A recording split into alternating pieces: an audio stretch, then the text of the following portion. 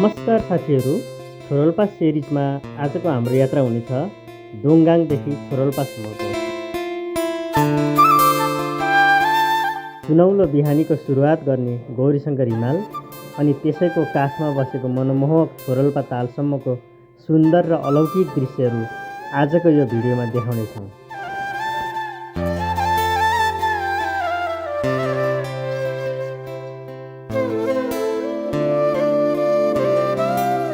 बाटोको सम्पूर्ण जानकारी र अनुपम दृश्यहरूको लागि कृपया भिडियो अन्त्यसम्म हेर्नुहोला। हेलो गाइज, अहिले चाहिँ बिहानको एक्ज्याक्टली 7 बजेको छ। हामी चाहिँ यहाँ दोङगाङबाट अब यता माथि छोरोल्पाको लागि निस्केको छौँ। यता साइडमा छ यो खोला, रोलबालिङ खोला। हाम्रो साथीहरू अगाडि हिँड्दै हुनुहुन्छ। माथि देखिरहेको छ हिमाल, यसको माथि यता हिमाल देखिराखेको छ।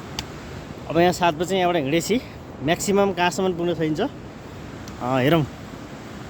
अनि हामी यो रोलबालिङ खोलालाई चाहिँ पछ्याउँदै अब यसको उद्गम स्थल भनेको चाहिँ छोरोल्पा नै हो। त्यही भएर हामी छोरोल्पाबाट आएको यो खोलाको किनारको बाटो हुँदै हामी चाहिँ उता जान्छौँ छोरोल्पासम्म। हेलो गाइज, अहिले चाहिँ हामी यो रोलबालिङ खोलाको पुलमा आइपुगेका छौँ। यहाँनिर चाहिँ नयाँ पुल बनाइएको रहेछ यो काठको। यहाँबाट यतापट्टि गौरीशङ्कर हिमाल देख्न सकिन्छ, उता गौरीशङ्कर हिमाल छ। अब यो ठुलो डाँडाले सेक्छ अनि यहाँनिर यो काठको पुल तरेर जाने। यो पुल तरेर हामी पारिपट्टिको यो उकालो योदेखिको यो उकालो बाटो हुँदै यो माथितिरबाट जङ्गलको माथिल्लो साइडबाट हामी जान्छौँ।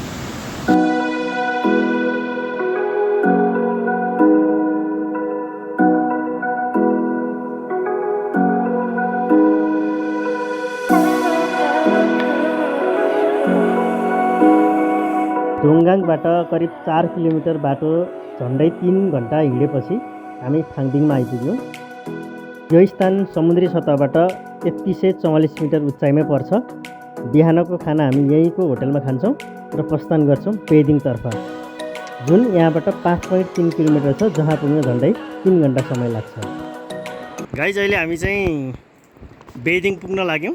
ठ्याक्क यो जुम गरेको ठाउँबाट अलिकति उता गएपछि बेइदिङ आउँछ। यहाँबाट बस्ने ठाउँ छ। यहाँ हाम्रो साथीहरू थाकेर बस्नु भएको छ। यहाँ एकदम अचम्मको दृश्य चाहिँ के छ भन्दाखेरि यहाँनिर हिउँहरू पुरै जमेको छ क्या। यहाँ माथिबाट पानी झरिरहेछ, झरेको देखिन्छ, तर पुरै हिउँ चाहिँ जमिरहेको छ त्यहाँ यो पुरै। अनि यसको माथि माथि डाँडामा यहाँ हिमाल छ। यतापट्टि हिमाल छ, यतापट्टि हिमाल छ, यो साइडमा हिमाल छ, चारैतिर हिमाल अनि हामी बिचमा छौँ। अनि यसको तल गहिरामा चाहिँ रोलबालिङ खोला सुसाइरहेको छ, अलिक तल देखिन्छ। अबको हामी 20 देखि 25 मिनट बेइदिङ पुग्छौँ र बेइदिङबाट लगभग 3 घन्टामा हामी नागाउँ पुग्छौँ। उकाली बाटो पार गर्दै हामी बेइदिङ जोड्ने झोलुङ्गे पुल आइपुग्यौँ। यस्ता झोलुङ्गे पुलहरू केवल एउटा बाटो मात्र होइनन्, यी हिमाली यात्राका सम्झनाहरू पनि हुन्। तल बगिरहेको नदीको आवाज, वरिपरिका विशाल पहाडहरू र अगाडि बढिरहेको हाम्रो यात्रा, यो क्षण साँच्चै विशेष लागिरहेको छ।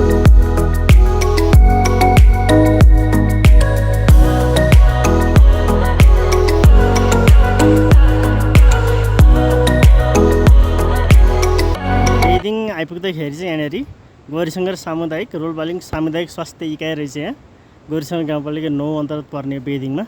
अनि यहाँनिर एउटा स्कुल पनि रहेछ, रोलबालिङ साङ्गा छोलिङ गोल्पा विद्यालय भन्ने छ यहाँबाट। सायद यहाँ बुद्धिस्ट पढाइ हुन्छ जस्तो लाग्यो। यसको माथि चाहिँ ठुलो हिमाल छ। ठाङदुङ्गादेखि बेइदिङसम्मको बाटो लगभग 3 घन्टाको हो, तर हामी चाहिँ एकदमै बिस्तारै आएको भएको कारणले हामीले चाहिँ लगभग 4 घन्टा 4.5 घन्टै बाटो लायौँ यो ठाउँसम्म आइपुग्नको लागि। यो तल भएको नदी हो, यानि कि खोला भन्दा पनि हुन्छ। यो रोलबालिङ खोला, यो चाहिँ हामी बेइदिङ आइपुग्यौँ। वेलकम टु बेइदिङ एन्ड इट्स 3707 मिटरको उचाइमा हामी यो बेइदिङ गाउँ आइपुग्यौँ। केही घन्टाको यात्रापछि हामी रोलबालिङ भ्यालीको प्रसिद्ध गाउँ बेदिङ पुग्यौँ। समुद्री सतहबाट करिब 3700 मिटर उचाइमा रहेको बेदिङ यस क्षेत्रमा रहेको सबैभन्दा ठुलो र महत्त्वपूर्ण बस्ती मानिन्छ। छोरोल्पा ट्रेक गर्ने अधिकांश यात्रीहरूका लागि यो गाउँ महत्त्वपूर्ण विश्राम स्थल पनि हो। बेदिङ पुग्ने बित्तिकै सबैभन्दा पहिले ध्यान खिच्ने भनेको यहाँको अद्भुत परिवेश हो। चारैतिर अग्ला हिमालहरू, खुल्ला उपत्यका, चिसो हावा र शान्त वातावरणले यो ठाउँलाई विशेष बनाएको छ। यहाँको जीवनशैली पनि निकै रोचक छ। कठोर हिमाली वातावरणका बीच स्थानीय बासिन्दाहरूले आफ्नो संस्कृति र परम्परा जोगाएर राखेका छन्।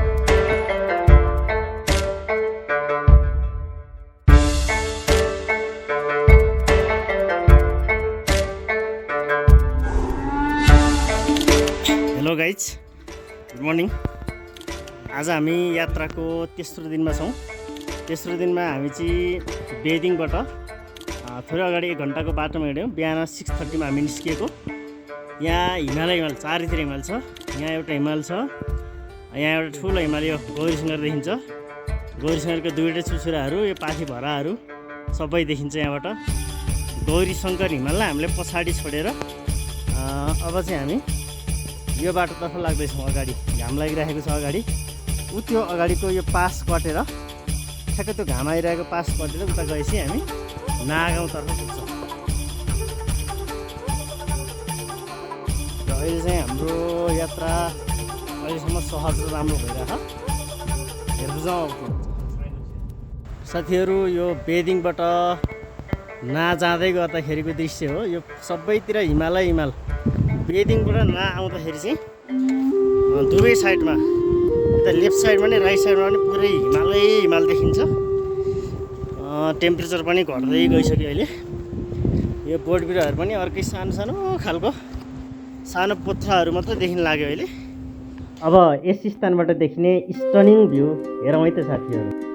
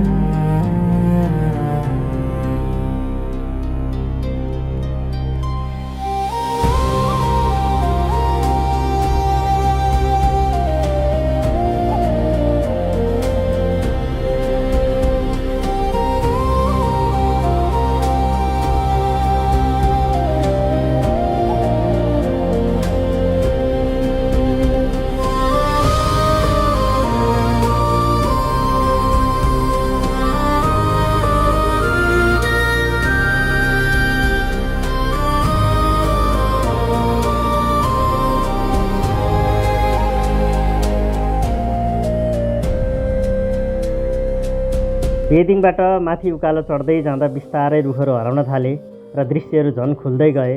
केही घन्टाको यात्रापछि हामी अन्ततः नागाउँ पुग्यौँ। यो नागाउँ रोलबालिङ भ्यालीको अन्तिम स्थायी बस्तीमध्ये एक हो। समुद्री सतहबाट करिब 4200 मिटर उचाइमा रहेको यो सानो गाउँ छोरोल्पा ट्रेक गर्ने अधिकांश पदयात्रीहरूको अन्तिम वासस्थान पनि हो।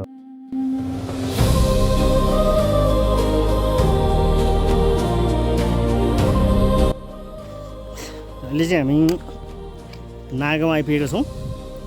बेदिङबाट 3 घन्टा अथवा 3.5 घन्टाको दूरीमा हामी नागाउँ आइपुग्छौँ। यहाँ वेलकम टु ना लेखिएको छ।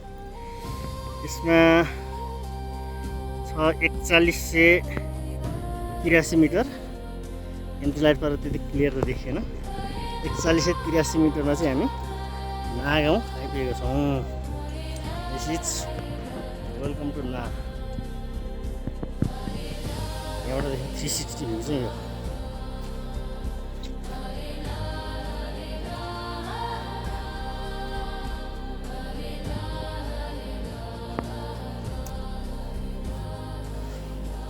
यो अगाडि भइरहेको चाहिँ नागाउँ हो। यहाँ केही होटलहरू छन्, केही बस्नको लागि पनि राम्रै खालको होटलहरू यहाँनिर छन्। 2-3टा छन् होटलहरू।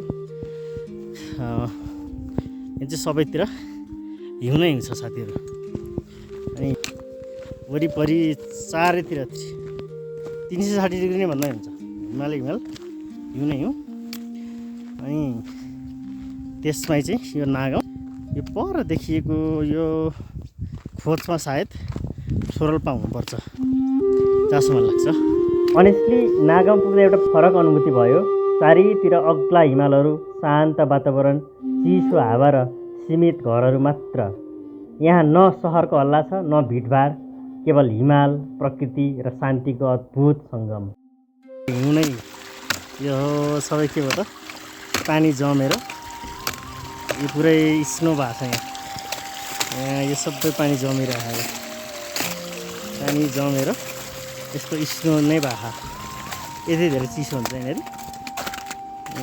पुरै यो सबै तलसम्मै पानी जमेको। अब नजमेपछि कसरी, सबैतिर यस्तो हिमाल छ, एकदमै चिसो भइसकेको छ, हाई एल्टिट्युड भएर पनि हो।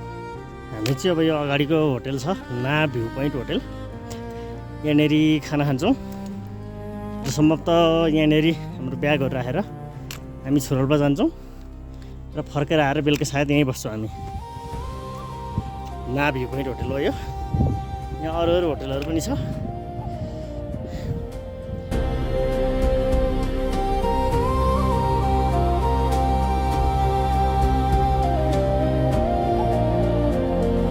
हेलो गाइज, हामी चाहिँ नागाउँमा खाना खायौँ। खाना खाइसके पछाडि चाहिँ यहाँबाट चाहिँ अब अलिकति अगाडि उयो माथि देखिएको अग्लो टिल, यहाँनिर चाहिँ छोरोल्पा हिमताल छ। हामी छोरोल्पातर्फ प्रस्थान गर्दैछौँ। अहिले ठ्याक्कै 12:15 गएको छ। कति टाइम लाग्छ लेट्स सी। नर्मली 2 घन्टा लाग्छ भन्ने कुरा गर्नुभएको छ यहाँ पुग्नलाई। देख्दालाई त्यहीँ नजिकै 2 घन्टा लाग्छ भनेपछि टाढा नै होला। यहाँ चाहिँ नागाउँ, यहाँ चाहिँ 360 भ्यू हो, जता हेरे पनि हिमाल देखिन्छ। नागाउँबाट अलि अगाडि आइसकेपछि यो छोरोल्पा जानलाई यो पुल तर्नुपर्छ। यो हिमाल देखिएको छ। अस्ति यहाँनिरबाट हिमाल चढ्न खोज्दाखेरि ठुलो दुर्घटना भयो, मान्छेहरू पनि मरेको थियो, कतिजनाको लासहरू चाहिँ झिक्न सकेको छैन। यहाँनिर छ वे टु छुगिमा चाहिँ 3 घन्टा लाग्दो रहेछ यहाँबाट। छुगिमा भनेको सायद उता कतै कुनै एउटा हिमालको नाम होला। यो अगाडि देखेको सेतो हिमाल छ, यो एकदमै सेतो। यो ठ्याक्कै यस हिमालको यतापट्टि साइडमा यो अग्लो पहाड भएको ठाउँनेरि चाहिँ छोरोल्पा हिमताल छ। त्यहाँनिर यो एकदमै सेतो खालको यो हिमाल चाहिँ हाम्रो उता घरतिरबाट चरीकोटतिरबाट पनि एकदमै व्हाइट कलरको देख्छ यो हिमाल। यतापट्टि पनि अरू हिमालहरू कति छन् यहाँ, बादल अलिअलि लागेको छ आज। यता पनि हिमालै सबैको नाम आफ्नो छ, तर सबैको नाम थाहा छैन। अनि हामी चाहिँ अहिले छोरोल्पा जान्छौँ। ठ्याक्कै यो माथि देख्न चाहिँ यो ठ्याक्कै यहाँनिर भन्ने कुरा छ, तर यो देख्दा नजिक मात्रै हो। अझै 1.5 घन्टा 2 घन्टा लाग्छ होला यो उपत्यकाबाट। अनि हामी चाहिँ अहिले साङमादिङ भन्ने ठाउँमा आइपुग्यौँ। यो उपत्यकाभित्रै पनि फरक ठाउँमा फरक नाम छ। साङमादिङको उचाइ 4190। अनि अब छोरोल्पा जाँदा यता सिधा जानु पर्यो। अनि एलुङ पिक जाने बाटो चाहिँ यताबाट रहेछ। सायद यो सबैभन्दा अग्लो यो पहाड नै सायद यो हिमालय एलुङ हिमाल हुनसक्छ। यो अग्लो एकदम, यसको ठ्याक्कै माथि सनलाइट छ, क्यामेराले त देखिँदैन होला, एकदमै अग्लो छ यो एलुङ पिक। यहीँको हिउँ पहिरोमा परेर मान्छेहरूको पनि अस्ति नै घटना घटेको थियो। कामना गर्छौँ कसैलाई केही नहोस्। र अहिलेको हाम्रो यात्रा चाहिँ यो उपत्यका हुँदै पर छोरोल्पासम्म।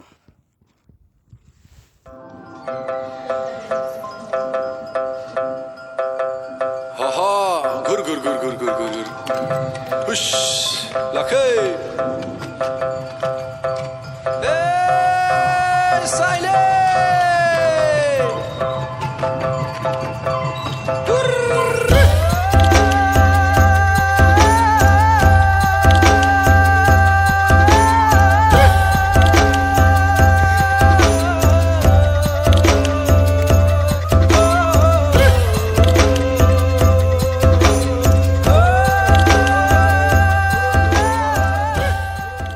सरोल्पा पुग्नै लाउँदाखेरि चाहिँ अलिकति उकालो बाटो छ र उकालो खुड्किला बाटोहरूमा चाहिँ पुरै हिउँ जमेर एकदम अप्ठ्यारो भएको रहेछ। सुरुमा हिउँ जम्दाखेरि त सजिलै हुन्थ्यो होला, तर यहाँ चाहिँ हिउँ जमेर पनि त्यो पक्रिने स्टार्टिङ भुन लागिसकेको रहेछ। त्यही भएर एकदमै बाटो चाहिँ चिप्लो न चिप्लो छ यहाँनिर।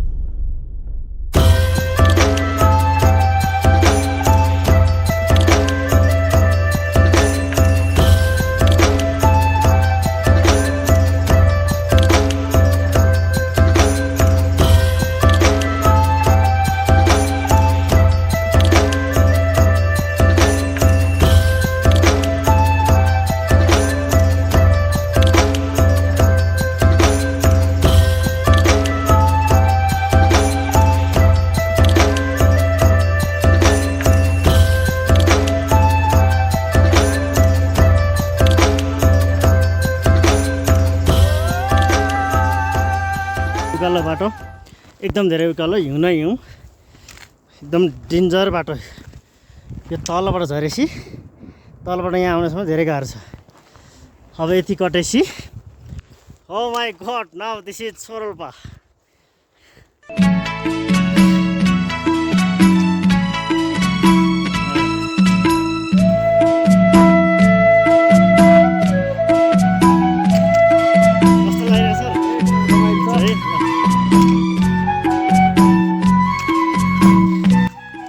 फाइनल्ली हामी सोरोल्पा आइपुगेका छौँ। सिङ्गटीबाट 3 दिनको यात्रा र काठमाडौँबाट आउनु परेको भएदेखि 4 दिनको यात्रा पछाडि हामी सोरोल्पा आइपुगेका छौँ। समुद्री सतहबाट करिब 4580 मिटर उचाइमा अवस्थित सोरोल्पा नेपालका सबैभन्दा ठुला र सुन्दर हिमाली तालहरूमध्ये एक मानिन्छ। रोल्बालिङ भ्यालीको काखमा रहेको यो ताल हिम नदी पग्लिएर बनेको एक विशाल ग्लासियल लेक हो।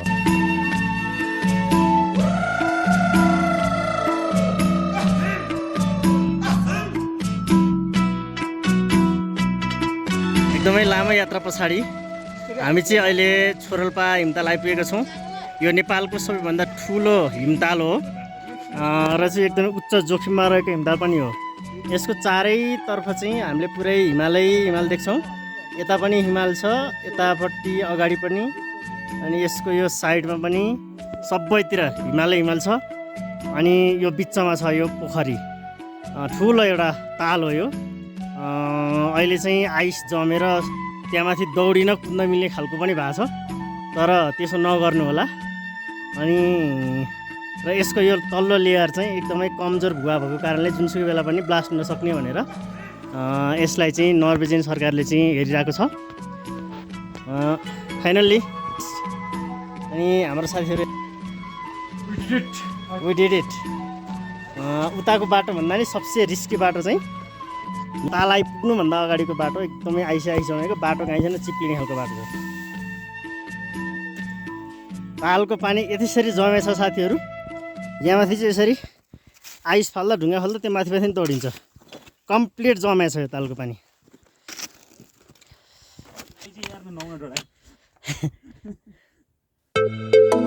तर यहाँ आइपुग्दा मलाई यसको तथ्याङ्क भन्दा पनि यसको सौन्दर्यले बढी प्रभावित बनायो। निलो पानी र अघि पछि तालको पानी जमेर हल्का सेतो सेतो पनि देखिन्छ र वरिपरि उभिएका विशाल हिमालहरू, चिसो हावा र अद्भुत शान्त वातावरण। यो दृश्य शब्दमा वर्णन गर्न साँच्चै गाह्रो छ।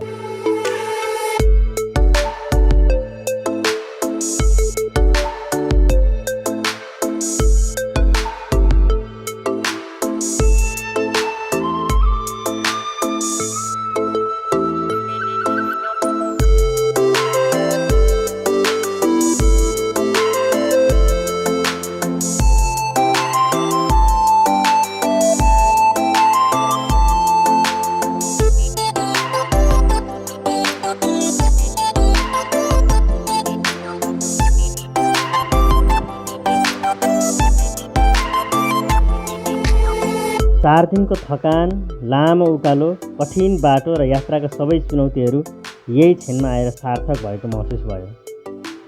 अनेस्टली फोटो र भिडियोमा जति सुन्दर देखिन्छ वास्तविकतामा छोरोल्पा त्योभन्दा धेरै नै भव्य र आकर्षक लाग्छ। केही क्षणका लागि हामी केवल यो दृश्य हेरेर बस्यौँ, किनकि यस्तो ठाउँ जीवनमा बारम्बार देख्न पाइँदैन।